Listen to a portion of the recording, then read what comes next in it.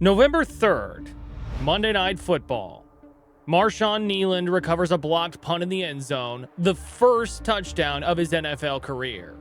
O'Donnell has it blocked into the end zone in a race and a touchdown.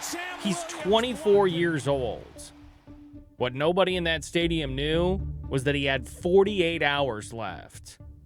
By the end, you'll understand what the game had already done that no one could see. Before Marshawn Kneeland ever lined up for the Dallas Cowboys, he was a kid from Grand Rapids, Michigan, with a mother who believed in him long before the football world had any reason to.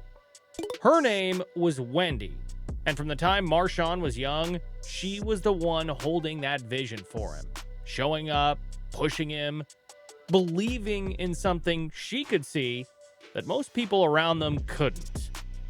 For Marshawn, making the NFL was never just something he wanted. It was a promise he intended to keep. At Godwin Heights High School in Wyoming, Michigan, he started making that promise look realistic.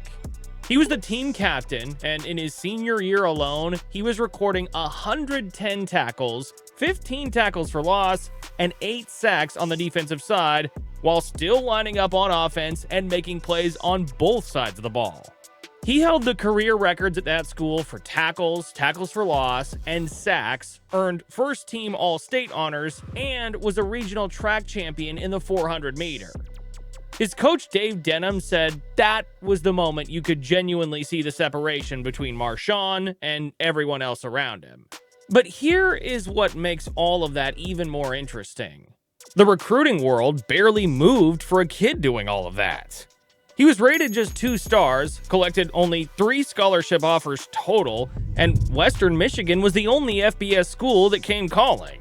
So, what do you do when the sport you gave everything to barely looks your way? You go to Kalamazoo, a program without national attention, and you build something there anyway. 5 seasons, 149 tackles, 12.5 sacks, and 27.5 tackles for loss. Later, when his head coach got fired after 2022, he entered the transfer portal, visited Colorado, and committed to Deion Sanders. Then, he sat down with incoming WMU coach Lance Taylor, had a real conversation, and turned around and came back. "I can still go to the NFL from here," he said. "So why leave?" His senior year answered that. 57 tackles, 4.5 sacks, second team All-MAC, and at the 2024 Scouting Combine, his agility numbers ranked first among every defensive end in the entire class. The 56th pick in the 2024 NFL Draft, the Dallas Cowboys select Marshawn. The Dallas Cowboys called his name 56th overall, and Jerry Jones stood in front of him and said, Marshawn, well, first of all, we're going to put a star on that helmet. But what nobody talks about is what happened 2 months before that moment.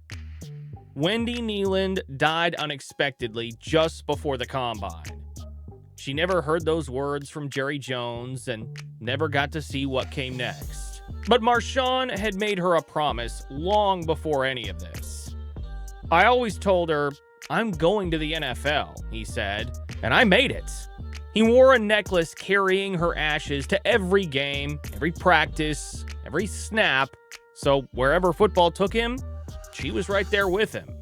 His rookie season ended early with a knee injury, but 2025 felt different. The Cowboys traded Micah Parsons, and the space that opened was Marshawn's to fill. He recorded his first career NFL sack in Week 1 against Philadelphia, and 7 games in, the promise he made to his mother was becoming something real, something you could see building right in front of you. Then November 3rd came, and for a moment, it looked like everything was finally arriving. But what was happening beneath the surface, what nobody in that building had any way of seeing, is the part of this story that changes everything.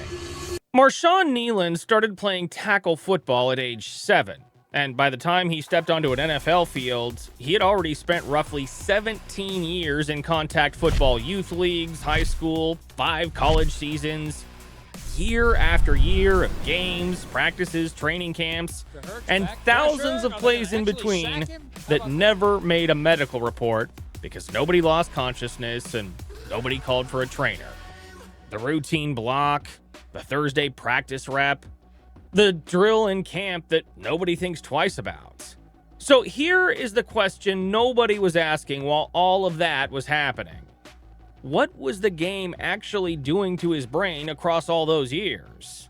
Per the Concussion and CTE Foundation, CTE, chronic traumatic encephalopathy, is a progressive degenerative brain disease. And here is where most people have it wrong.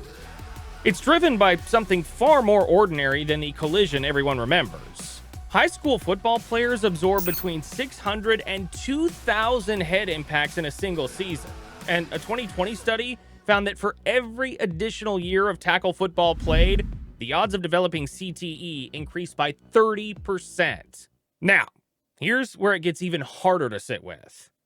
A 2018 Boston University study found that 20% of athletes diagnosed with CTE had never reported a single concussion in their lives, and BU researcher Lee Goldstein put it plainly. Head impacts can trigger CTE with no concussion at all. Concussions cannot be the cause of CTE. Kneeland played under modern helmets and modern protocols, but those helmets were built to manage symptomatic concussion risk, not the subconcussive impacts that accumulate quietly across every single season a football player has ever played. And then there's the part of all this that nobody really prepares you for. CTE cannot be diagnosed in a living person and can only be confirmed after death through direct examination of brain tissue. Whatever was building inside Marshawn Kneeland's brain across those 17 years was completely invisible to him, to his coaches, to the Cowboys' medical staff, and nothing in existence could have found it while he was alive. Which means that what was already there on the night of November 3rd, the night he scored that touchdown, nobody knew.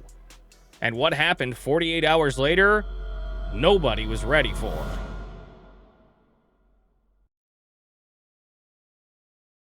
Wednesday nights, November 5th, 72 hours after that end zone, something had gone deeply wrong. Plano police responded to a welfare concern at Kneeland's residence, but nobody was home. And at the same time, his girlfriend, Catalina Mancera, was already on the phone with 911. At 10:33 p.m., Texas DPS troopers attempted to pull over a vehicle on the northbound Dallas North Tollway for a routine traffic stop, and the driver didn't stop. What followed wasn't slow. Kneeland's Dodge Charger reached speeds of up to 160 miles per hour before troopers lost sight of it entirely. At 10:42 p.m., the car crashed into a pickup truck on the Dallas Parkway in Frisco, just outside the Star, the Cowboys' own 91-acre campus. This is a Dallas Cowboys player going through a mental crisis, and he's armed. You heard of Kneeland? Yeah, Kneeland. What's his name? Kneeland. Y'all look him up? Marshawn Kneeland, yep. Kneeland fled the scene on foot, and when officers reached the car, they found an empty holster inside. We had a vehicle crashed out, and we have a armed suspect with a handgun that took off on foot.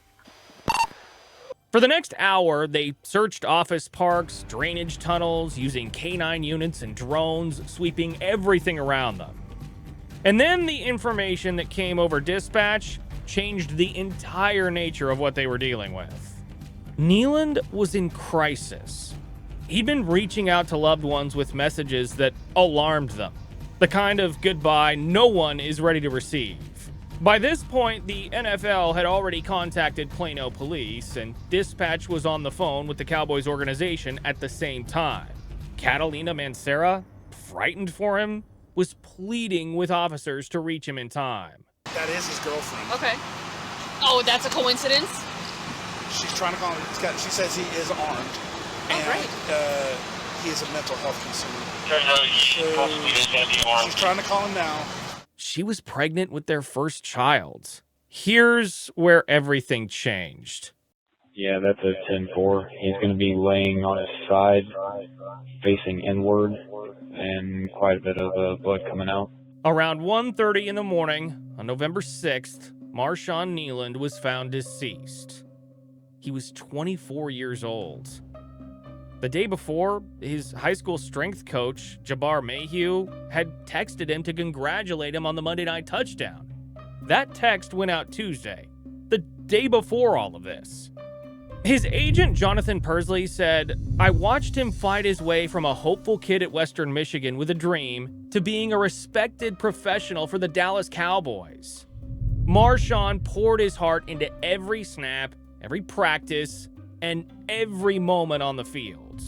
To lose someone with his talent, spirit, and goodness is a pain I can hardly put into words. Dak Prescott said he hurt for Marshawn, for his family, and for every one of his teammates. A grief made heavier by his own family's loss of his brother Chase years earlier. Mike Zimmer said his last conversation with Kneeland was simple. My last conversation with him was, I said, you keep being you, you're going to be a great player in this league, and you're going to have a great career. The Cowboys wore his number 94 helmet decal for the rest of the 2025 season. His family asked for one thing: remember the person, not the final moments. But 8 months later, something came back from a lab in Boston that reframed everything. And what it revealed about what the game had quietly been doing across years nobody thought to count is something the sport has never fully accounted for. On July 7th, 2026, Kneeland's family announced through the Concussion and CTE Foundation that Boston University's CTE Center had confirmed stage 1 chronic traumatic encephalopathy from his donated brain tissue, stage 1 out of 4. And when Dr. Ann McKee, director of BU's CTE Center, released her statement, how do you think she opened it? Unfortunately, I was not surprised to find CTE in the brain of Mr. Kneeland's, because we have found this progressive brain disease in nearly half of the athletes we've studied who have died before the age of 30. Not surprised that finding CTE in a 24-year-old barely registered as unusual, because in a separate count released back in 2023, this same center had already diagnosed CTE in 345 of 376 former NFL players it examines. More than 9 in 10. That is what the data keeps producing. Stage 1 sits at the earliest point of the disease, where the shifts are subtle. Mood changes, mild behavioral differences, the kind of thing the people closest to you sometimes notice before you consciously feel it yourself. Whether any of that connects to the night of November 5th is a question nobody in this story answers, because the very people who confirmed the disease held that question open themselves. The foundation stated it directly in their own release. A death like this is complex, they wrote, shaped by many factors at once. And a post-mortem CTE diagnosis should not be treated as its cause, nor is it a known risk factor for one. The experts who found the disease were the first to say it can't be called the cause, and so did the family. And honestly, that is actually the most credible thing in this entire story. Where Foundation CEO Dr. Chris Nowinski did not hold back was on the system that produced the disease in the first place. Mr. Kneeland played in the modern era of concussion protocols and better helmets, and yet he still developed CTE.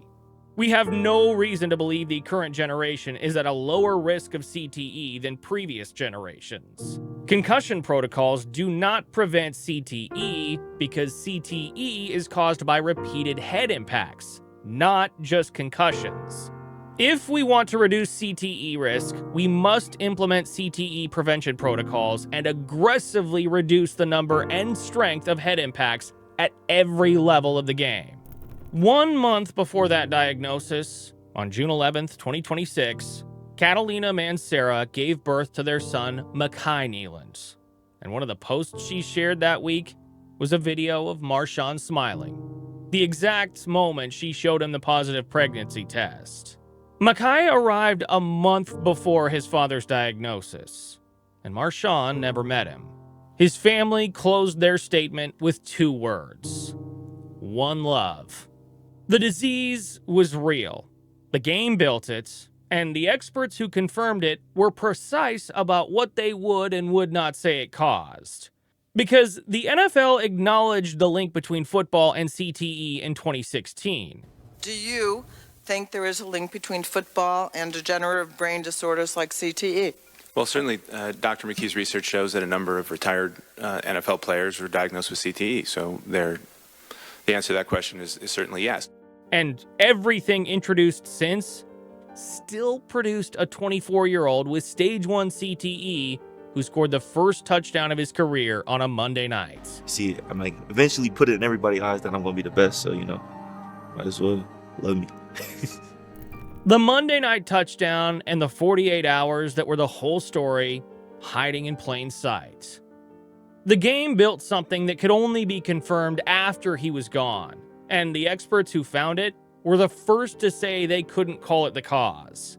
The league keeps producing this disease. That answer stays open. If this story meant something to you, hit the super thanks button. It's the fastest way to let us know that our stories are worth telling. And if you want more stories like this, subscribe.